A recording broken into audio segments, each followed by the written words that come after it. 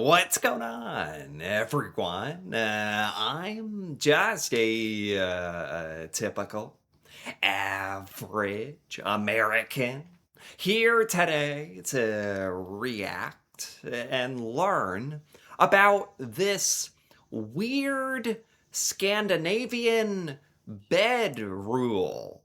So, I understand that in Scandinavia, you guys do things differently than like here in the United States. But beds? Really? Beds? The way you guys sleep is different? I just wouldn't have thought that. Yeah, I actually thought that, sleeping in beds was pretty much the same, everywhere in the world, I guess. But apparently that's not true. So today, I really want to check out this video here and learn about this weird Scandinavian bed rule. So let's take a look. If you walk into most bedrooms in Norway, Sweden, or Denmark, you'll see something that looks slightly wrong to an American brain. It's one bed, but there are two completely separate duvets. What? What? This does look wrong. This looks very wrong. Somebody call the police. This has to be against the law. What is happening? For one thing, it's way too neat. Whoever folded these blankets, like, this is way too neat. This is But besides that, the bed is like split in half. Do you guys have two different mattresses? Two different blankets? Do you even know each other? What?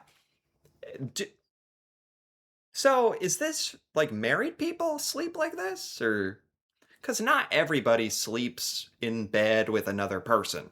Typically, if you're like in a relationship or you're married, you guys do it like this. Okay, you know what? I'm not gonna criticize. I gotta be open-minded. Why do you do this? Not one big comforter like we use in the US. It's two full-size duvets, one for each person. I don't use the words like duvets and comforters, and to me it's all blankets. So in Scandinavian countries, you have two separate blankets, but also it looks like the actual mattress or the mattress pad, or it looks like the bed is almost split in half, like the mattress is two pieces put together. She hasn't really mentioned that. What's that about? Hotels do it, Airbnbs do it, your Norwegian friends do it. So naturally, I started asking people about it.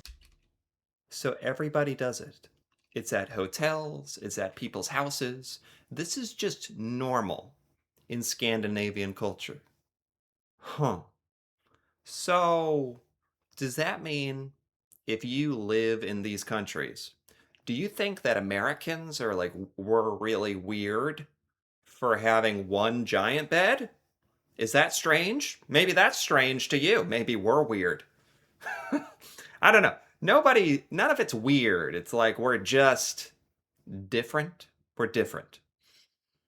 Except this is really, I don't know about this. This is weird. And the responses that I got were always the same. People would look at me like I was asking something totally weird and say something like, "Why would you share a blanket?" And that question alone sent me down this research rabbit hole because So that's how Scandinavians respond to the question of why. Why? Why do you do this? You say, why wouldn't we do it? It's a good answer. Because in the US we are sharing a blanket. Is that the big part of it? Is that the crux of it? You guys don't want to share a blanket. Which, I mean, if you think about, does make a lot of sense. Like, there's been times like if I'm sleeping and I feel like I want more of the blanket, but my wife is sleeping with the blanket wrapped around her and I can't, my feet aren't covered in the right way, and or I want a thicker blanket and she wants a thinner blanket. Sometimes it just doesn't match up perfectly. But here in the US, that's just called like being married. You just make it work. You compromise. Um, for you guys, you actually have used your brains and are like, why don't we just both have blankets? Then we all get what we want. When you actually think about it, I mean, it does make sense. I can't believe it. As Americans are very used to sharing a blanket. It feels normal to us. It's what we grew up seeing in the movies, TV shows, and hotels in every bedroom you ever walked into. I will say, from the American point of view, the thing about one blanket is it's intimate. That's the big thing. Is it connects you with the other person. You are sharing something. Your bodies could be touching under, under like it creates like an intimate setting, a connection where you're sharing a blanket and you feel connected to each other. I don't know. There's something, I guess that's like actually the biggest reason in the US why we do it. Because in the US, if you had two separate blankets, you might actually think like that couple is fighting or something. You you might think something's wrong. TV shows, and hotels in every bedroom you ever walked into. However, when I started digging into it, I realized the reason Scandinavians and Americans sleep differently actually goes way deeper than bedding preferences. If you don't know, I am an What? American and I've been living in Norway for 5 years now. I love learning about it. I love talking about it. Obviously, it's what my channel is about. And the practice of using two separate blankets is often referred to as the Scandinavian sleep method. This is a whole method. This is way deeper than I thought. I thought I understood actually. I thought this was over. I thought we could wrap this up. I was like, okay, you guys have different sleeping preferences. You want your own blanket. You want to control your own side of the bed. Makes sense. Are you telling me that's not the whole story? And it is the sleeping norm across Northern Europe. Structurally, instead of one shared comforter, each person in the bed gets their own duvet. The bed still has a fitted sheet. You guys got charts? Scandinavian sleep method. Never heard of this. You guys got like illustrations and charts of this? Is it that complicated? Huh. Each blanket matches the sleeper's preferences. Tuck them in to keep them in place. So you control the temperature and so the other person doesn't disrupt you. Oh wow. Oh my. Like normal, but there's no shared top sheet either. Now, you might be at the point where you're thinking, are you really gonna do a whole video about blankets? Yes, I am. So stay with me here. One of the biggest reasons people wake up during the night is temperature regulation. And maintaining the right sleeping temperature is extremely important for staying asleep. According to Sure. research from the Sleep Foundation, being too hot or too cold during the night is one of the most common causes of sleep disruption. So when two Sure. people share one blanket, their bodies are essentially competing for temperature control. One person might run hot and kick the blanket off, while the other person gets cold. One person might roll over and pull the blankets with them. And if you've ever woken up at 3 a.m. because your partner stole the covers, you understand this. So, like, if for Scandinavians who do this, you can't imagine sharing a blanket. This is just barbaric to you. Stealing the blanket from each other, having to put up with unnecessary temperature. That's very Scandinavians seem very logical. That's what it is. You're very logical to identify this problem and come up with the solution. Whereas I guess we're just more emotional about it, which yeah, sometimes logic doesn't win, especially in the United States. Logic does not win. Um, this makes a lot of sense to me. especially if it's affecting your sleep. There have been times where I get so hot or cold or and there's only so much you can adjust when you're sharing a bed. Um, but you're in the US, you kind of grow up and you're taught that's part of being in a relationship, sharing the bed, learning to get along, or I guess that does not have to be part of it, does it? Problem. And separate duvets quite simply eliminate those issues. But what's interesting is that the Scandinavian method didn't develop because scientists told people to do it. It actually has much deeper historical roots. If you go back several hundred years in European history, sleeping arrangements were, of course, very different from what we're used to today. Beds were expensive pieces of furniture, and heating a house was difficult. Many families shared sleeping spaces out of necessity. However, even when people shared beds, it was still common for individuals to have their own bedding. Also, insulation and warmth were, of course, extremely important in these cold climates, and having your own blanket meant that you could wrap yourself tightly and trap your own body heat without losing warmth when another person moved. Maybe this actually has to do with like she's saying, history and like the climate. Literally, Scandinavian countries are colder, so you need to like control your temperature better. It actually makes sense. And over time, this approach became culturally normal. Children grew up sleeping with their own duvets, and when they eventually shared beds as adults, the idea of maintaining separate blankets simply carried over. Now, when I started digging into American sleep culture, you just wait. I realized the one big blanket, one big bed idea isn't actually as old or universal as we tend to think. In fact, you could say that the sleeping cultures of Nordic countries and America started in a relatively similar way. In early America, especially during the 18th and 19th centuries, sleeping arrangements were primarily shaped by practicality. Beds were expensive pieces of furniture, and heating homes was difficult. Because of this, it was extremely common for multiple people to share sleeping spaces. Families sometimes slept several people to a bed. And get this, it's interesting because like both make sense. It's our environments that have shaped this, which makes all the sense in the world. I thought on the American side, the shared bed, the shared blanket was like an emotional thing, but it's also like a physical thing. You just have to go far back in history for it to make sense to where like if people were cold, you could literally like huddle up with somebody under the bed, under the sheets, and get warmer that way. people often had individual bedding even when sharing a mattress. So, historically, the idea of controlling your own bedding wasn't strange at all. In fact, it was fairly normal in both Europe and early America. But Oh.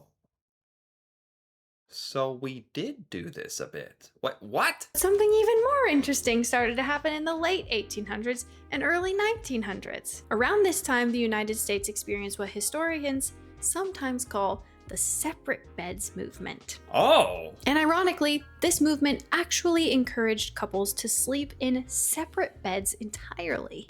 You know, I've actually seen this.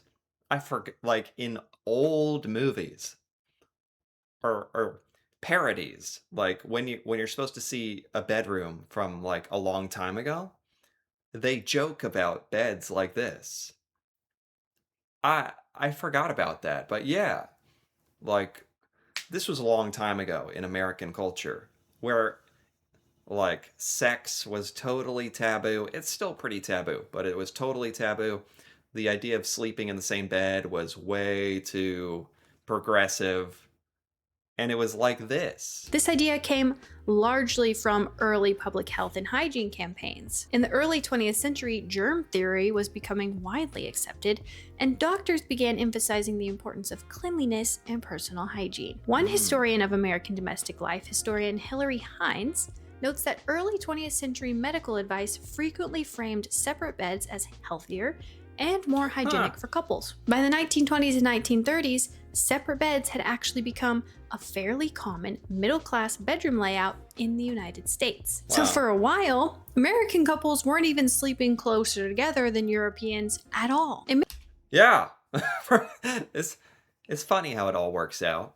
For a while, like, if I think separate blankets is a big deal, we used to be in, like, separate parts of the room. In many cases, they were actually sleeping farther apart. But even more interestingly, the real culture shift happened after World War II. Can you guess it? Can you guess it? When World War II ended in 1945, the United States entered a period of massive economic expansion. Millions of soldiers returned home from war, and the country experienced one of the largest economic booms in its history. But there was also a deeper goal happening at the same time. The United States government and cultural institutions were extremely interested in rebuilding and expanding the population. I thought that's where this was going.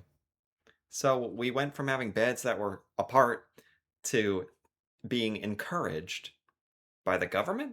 I don't or also, like, people could had more money. People could afford children. So people were incentivized to bring the bed together. And that's when that all started for the US. Wow. I didn't even know that. War had disrupted family life for years, and policymakers wanted to encourage stability, marriage, and child rearing. A growing population meant a larger workforce, a stronger economy, and a greater geopolitical influence. So we who are these people who determined what our beds are like? But by the way, who is that? The government? What the hell is going on? And it's funny that physically bringing people close in bed is how you do it. And I think it works.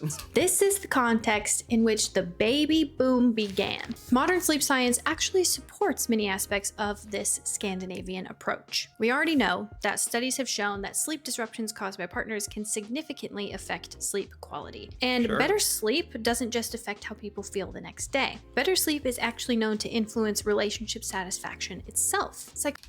I have heard a lot of scientific research around how important sleep is. I mean, we all know how important sleep is, but it's even more important than we ever thought, apparently.